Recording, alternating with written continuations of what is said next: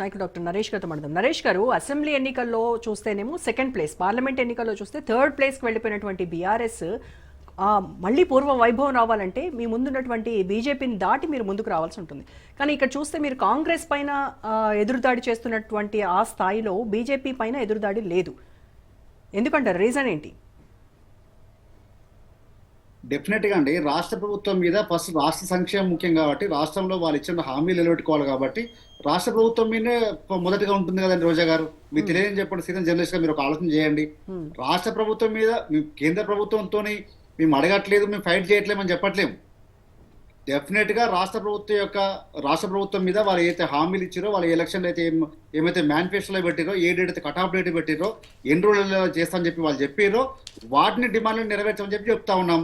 దాన్ని తప్పించుకోవడానికి ఏదేదో తీసుకొచ్చేసి హైడ్రాన్ తీసుకొచ్చి లేదా ఇంకే తీసుకొచ్చి వీటిని అన్ని డైవర్ట్ చేస్తాం, డైవర్ట్ పాలిటిక్స్ చేస్తాం. మేము ఒక మాట ఏమడినాం, మా కేటీఆర్ గారు ఏమన్నారంటే, మీరు రేవంత్ రెడ్డి గారు వేరు, బీజేపీ వేరు కాదు. రేవంత్ రెడ్డి గారు మన బీజేపీ పార్టీకి సపోర్ట్ గా ఉంటున్నారు, బడే బాయ్ చోటా బాయ్ లాగా. రాబోయే రోజుల్లో వారు ఆ పార్టీని రిప్రజెంట్ చేసే అవకాశాలు ఉన్నాయి అని మేము చెప్పడమే కాదు, పాపం కాంగ్రెస్ పార్టీ నాయకత్వం కూడా అధినాయకునికి అదే ఇస్తున్నాయి, అదే రిపోర్ట్లు ఇస్తా ఉన్నాయి.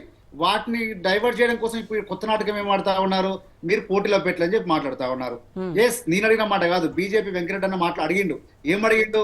మరి బీఆర్ఎస్ పార్టీ బీజేపీని గెలిపించడానికి పోటీ పెట్టకపోతే నువ్వు ఉపాధ్యాయ ఎలక్షన్ లో మళ్ళీ నువ్వు కూడా బీజేపీకి గెలిపించడానికే పోటీ పెట్టలేదని అడిగిండు. లింగంగా సమాధానం ఏం చెప్పాలండి? దాని మీద సమాధానం చెప్పకుండా చరిత్ర మొత్తం తీసుకొచ్చేసి మొత్తం స్పీచ్ లా చెప్పడం కాదు కదా. ఇక్కడ ఏం అడిగారు? వాళ్ళు సూటి ప్రశ్న అడిగారు. మీరు బీఆర్ఎస్ పార్టీని విమర్శించారు, ఎలక్షన్ లో మీరు పోటీ పెట్టలేదు కాబట్టి మీ లోపల ఒప్పందం అని చెప్పి మాట్లాడినారు. మరి మీ టీచర్స్ ఎమ్మెల్సీ లో మీరు పోటీ పెట్టలేదంటే ఇదే బీజేపీ పార్టీని మీరు గెలిపించడానికి అడిగినట్ట అని చెప్పి వాళ్ళు స్పష్టంగా అడిగినప్పుడు వాళ్ళు సమాధానం చెప్పలేక మేము ఒకటే మాట అడిగినాం. బీజేపీ పార్టీ, కాంగ్రెస్ పార్టీ ఎన్ని తప్పులు చేసినా సరే, కేంద్ర మంత్రులుగా ఉన్నటువంటి కిషన్ రెడ్డి గారు కానివ్వండి, బండి సంజయ్ గారు కానివ్వండి, సుంకేశ్వర విషయంలో మాట్లాడలేదు, ఎస్ఎల్బిసి ఘటన విషయం గురించి మాట్లాడలేదు. ఎందుకు వారిని వెనకేసుకొస్తా ఉన్నారు, ఎందుకు వారిని కాపాడుకుంటూ వస్తా ఉన్నారు, దీంట్లో మర్మం ఏంది, రాబోయే రోజుల్లో ఏం జరుగుతుంది అని ప్రశ్న ఉత్పన్నమైన దాన్ని మేము ఏదైతే మాట్లాడుతూ ఉన్నామో, కాంగ్రెస్ పార్టీ సెకండ్ క్యాడర్ అధినాయకత్వంకి అయితే రిపోర్ట్ ఇస్తా ఉందో రెండు సేమ్ ఉన్నాయి. కాబట్టి ఒక అభద్రతా భావం వచ్చింది రేవంత్ రెడ్డి గారికి. కాబట్టి దీన్ని డైవర్ట్ చేయడం కోసం ఏదో నేను బీజేపీ కొట్లాడుతున్నా, బీజేపీ బీఆర్ఎస్ ఒకటే అని చెప్పి చూపించే ప్రయత్నం చేస్తా ఉన్నా. ఇది ఇప్పటి నుంచి కాదు, గత 5-10 సంవత్సరాల నుంచి ఇదే రకంగా మాట్లాడుతున్నారు. బీజేపీ పార్టీ అంటది బీఆర్ఎస్ పార్టీ కాంగ్రెస్ పార్టీకి బి టీం అని, కాంగ్రెస్ పార్టీ అంటది బీజేపీ పార్టీకి బీఆర్ఎస్ బి టీం అని చెప్పి. ఎందుకు బి టీం అవ్వాలండి? మాకు ఏ టీం అయినా బి టీం అయినా మాకు ఒకటే టీము, మేము తెలంగాణ టీము. తెలంగాణ ప్రజలు ఏం కోరుకుంటారో ఆ వైపు మేము నిలబడతాము. తెలంగాణ ఆకాంక్షల కోసం ఎట్లా ముందు పోవాలో దాని వైపు నిలబడతాము. ఈరోజు కులగణన విషయంలో చేసిందే తప్పు కదండి. ఈరోజు మీరు ఇమీడియట్ గా శాసన సమావేశాలు పెట్టి బిల్లు పాస్ చేస్తే చెప్పి అందరూ ఊహించినాం, కానీ చేసిర్రా? చాలా గొప్పగా చెప్తున్నారు లింగం గారు. కులగణన చేసామంటారు, చేసి ఏం చేసారు? చట్టబద్ధ తీసుకొచ్చారా? స్పెషల్ అసెంబ్లీ సమావేశాల్లో పెట్టలే కదా, కేంద్రానికి పంపించారు. కేంద్రానికి కూడా ఏం పంపించారండి? కులగణన దేశవ్యాప్తంగా చేయాలని మాత్రం పంపించి తప్ప మేము చేసి పంపిస్తాం, దీన్ని ఆమోదించండి, దీనికి రాజ్యాంగ సవరణ చేయడం చెప్పి ఒక మాట కూడా దాంట్లో మెన్షన్ చేయలేదంటే వీరిద్దరి మధ్యలో ఒప్పందం ఏంటి? కాంగ్రెస్ పార్టీ బీజేపీ పార్టీ మధ్యలో ఒప్పందం ఏంటి? ఈ ముఖ్యమంత్రి గారికి ప్రధానమంత్రి గారికి ఉన్నటువంటి ఒప్పందం ఏంటి? రహస్య ఎజెండా ఏంది? ఎందుకు కేసుల మీద వీళ్ళు వాళ్ళ మీద చెప్పే ప్రయత్నాలు చేస్తా ఉన్నారు? తెలంగాణ కోసం కొట్లాడి తెలంగాణ రాష్ట్రం సాధించి తెలంగాణని దేశంలో నెంబర్ 1 తీసుకొచ్చి, జిఎస్డిపిలో నెంబర్ 1 తీసుకొచ్చేసి, చెరువుల్లో నెంబర్ 1 తీసుకొచ్చి, అన్ని పెద్ద సంస్థల్లో నెంబర్ 1 తీసుకొచ్చినటువంటి ఘనతని ఈ రోజు ఏదో చూపించే ప్రయత్నం చేస్తా ఉన్నారు. కాళేశ్వరం మీద ఎన్నో అపవాదాలు వేసిరు, ఈరోజు సుంకేశ్వరం మీద సమాధానం లేదు, ఎస్ఎల్బిసి మీద సమాధానం లేదు. మంత్రులు ఏం మాట్లాడుతూ ఉన్నారు?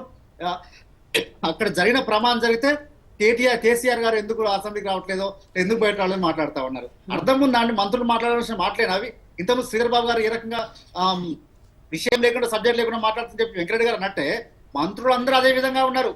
ఎవరు ఏం మాట్లాడుతూ ఉన్నారో, ఏం చేస్తా ఉన్నారో, ఎవరి మీద అపవాదాలు వేస్తా ఉన్నారో, వాళ్ళు చేసినటువంటి నిర్లక్ష్యాన్ని ఎవరి మీద రుద్దే ప్రయత్నం చేస్తా ఉన్నారో ఎక్కడా కూడా పొంతం లేకుండా ఉంది. ఈ రాష్ట్రంలో అభివృద్ధి మొత్తం కుంటుపడింది, అభివృద్ధి చేసేటువంటి పరిస్థితి లేదు. ప్రజలందరూ కూడా మేము ఇచ్చిన నోటిఫికేషన్ తప్ప కొత్త నోటిఫికేషన్ ఇచ్చినటువంటి పరిస్థితి లేదు. ఈ రోజు ఉద్యోగాల కల్పన అంటే మేము ఎస్సీ రిజర్వేషన్ కన్ఫర్మ్ అయిన తర్వాత మాత్రమే నోటిఫికేషన్ అని చెప్పి మళ్ళీ కాలయాపన చేస్తా ఉన్నారు. ఎందుకు ఈ కాలయాపన చేస్తా ఉన్నారు? మీరు చెప్పారు 6 నెలల్లో కామన్ డిక్లరేషన్ మీద 6 నెలల్లో కంప్లీట్ చేసి మేము చట్టబద్ధ తీసుకొస్తామని చెప్పి మాట్లాడారు కదా. ఇప్పటికి కూడా 15 నెలలు అయినా కూడా ఇంకా ఎందుకు చేయలేకపోయారు? దయచేసి పాయింట్ టు పాయింట్ సమాధానం చెప్పగలిగితే, కాంగ్రెస్ పార్టీ నాయకులు దాని మీద సమాధానం చెప్పగలిగితే ప్రజలకు అర్థం అవుతుంది, చర్చ అర్థవంతంగా సాగుతుంది. నరేష్ గారు మీ ఇంకొక మరిన్ని ఆరోపణ ఏంటంటే, నరేష్ గారు ఇప్పుడు కాంగ్రెస్ బీఆర్ఎస్ ల మధ్య ఉన్నటువంటి రహస్య ఒప్పందం వల్లే ఏ ఒక్క కేసులోనూ కూడా కేటీఆర్ ను అరెస్ట్ చేయట్లేదు అనేటువంటి ఆరోపణ. ఇదే చాలా లీక్లు ఇచ్చి కదండి, దాంట్లో అరెస్ట్ చేస్తాం దీంట్లో అరెస్ట్ చేస్తామని. అరెస్ట్ చేయడానికి అవకాశాలు లేవు, ప్లస్ అరెస్ట్ చేయడానికి తప్పులు చేయలేదు, వారు ఇచ్చినట్టుగా అవినీతి జరగలేదు. ఇప్పుడు ఏదైతే ఈ కార్ రేసింగ్ కూడా అవినీతి జరగలేని స్పష్టంగా చెప్పారు, వాళ్ళ మంత్రులు చెప్పారు ఇది అవినీతి కాదు మార్గం వేరు అని చెప్పి. కాబట్టి వాళ్ళ దగ్గర ఆధారాలు లేక అది నిలుస్తుందని చెప్పి నమ్మకం లేక వాళ్ళు చేసేదాన్ని బీజేపీ మీద ఎందుకు మాట్లాడుతూ ఉన్నారండి? బీజేపీతో ఎందుకు ఒప్పందం ఉంటుంది మాకు? బీజేపీ ఎంతో కాంగ్రెస్ పార్టీ అంతే మాకు. మేము 10 సంవత్సరాలు బీజేపీ మీద మేము కొట్లాడినంత ఈ రోజు వరకు కూడా ప్రధాన ప్రతిపక్షంగా ఉండేది కేంద్రంలో. ఈ రోజు కేంద్రంలో మేము మాట్లాడినంతగా మేము అడిగినంతగా ఇప్పుడు రేవంత్ రెడ్డి గారు మాట్లాడుతున్నారండి. ఎందుకు మాట్లాడలేకపోతా ఉన్నారు? ఎందుకు అడగలేకపోతా ఉన్నారు? కేంద్రం ఎందుకు నిలదీయలేకపోతా ఉన్నారు? మీరు కులగణన చేసి తీర్మానం చేసి చట్టబద్ధ తీసుకొచ్చి మీరు దానికి మొత్తం ఆల్ పార్టీని ఎందుకు తీసుకోలేకపోతా ఉన్నారు? ఎందుకంటే వాళ్ళు ఆర్ఎస్ బ్రదర్స్ అంటారా? డెఫినెట్ గా అదే అనుకుంటారు ప్రజలు అనుకుంటున్నారు. ప్రజలే కాదు మేడం, ఇక్కడ ప్రజలే కాదు, అక్కడ ఉన్నటువంటి సెకండ్ లెవెల్ కేడర్ కూడా, అంటే మంత్రుల స్థాయి వాళ్ళకి కూడా ఈ రకమైన అనుమానం వచ్చి రాహుల్ గాంధీ గారు కూడా అపాయింట్మెంట్ ఎందుకు ఇవ్వట్లేరు? రాహుల్ గాంధీ దగ్గర ఎందుకు అనుమానం వచ్చింది? ఎందుకు ఎవరు ఎటువైపు మాట్లాడుతూ ఉన్నారు? ఎవరికి బీటీఎం అని చెప్పి నమ్ముతా ఉన్నారు?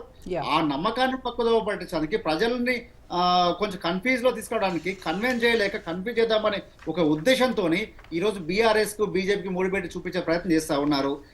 మా స్ట్రాటజీ మాకుంది, రాజకీయంగా మా అధినాయకుడు నిర్ణయించిండు ఈ ఎలక్షన్ లో కాంటెస్ట్ చేయాలా వద్దా, దానికి మేము కట్టుబడి ఉంటాము అంతే తప్ప మీరు దానికి కట్టుబడి చేయట్లేదు. కాబట్టి మీరు దానికి చేసినట్టయితే గతంలో మీరు చాలా సందర్భాల్లో చేసిన సందర్భాలు ఉన్నాయి, ఇప్పుడు ఎలక్షన్ లో కూడా చేసిన సందర్భాలు ఉన్నాయి. కాబట్టి ఒకటే విషయం, కాంగ్రెస్ పార్టీ మీరు ఒక వేలు చూపించినప్పుడు మిగతా 3 వేలు కూడా మీ వైపు చూపించని చెప్పి ఆలోచన చేసి మాట్లాడితే ముఖ్యమంత్రి స్థాయికి తగుదు తప్ప ఇష్టం వచ్చినట్టు మాట్లాడితే ఆ స్థాయికి తగదు. దయచేసి ఇప్పటికైనా ఒక ముఖ్యమంత్రి స్థాయిలో మాట్లాడి దాని ఒక తెలంగాణకు ఉపయోగపడే విధంగా మాట్లాడితే అందరూ హర్షిస్తారు. కేంద్ర ప్రభుత్వాల మీద మనం ఒత్తిడి చేయవచ్చు, అన్ని పార్టీలు కలిసి కూడా కేంద్ర ప్రభుత్వం ఒత్తిడి తీసుకొచ్చి మన రాష్ట్రానికి కావాల్సిన నిధుల మీద కూడా అందరూ మాట్లాడొచ్చు. కానీ రాజకీయంగా నింపేద్దాము, ఒకరి మీద ఒకరు ఆరోపణలు చేద్దామంటే మాత్రం అది సక్రమైనటువంటి మార్గం కాదు.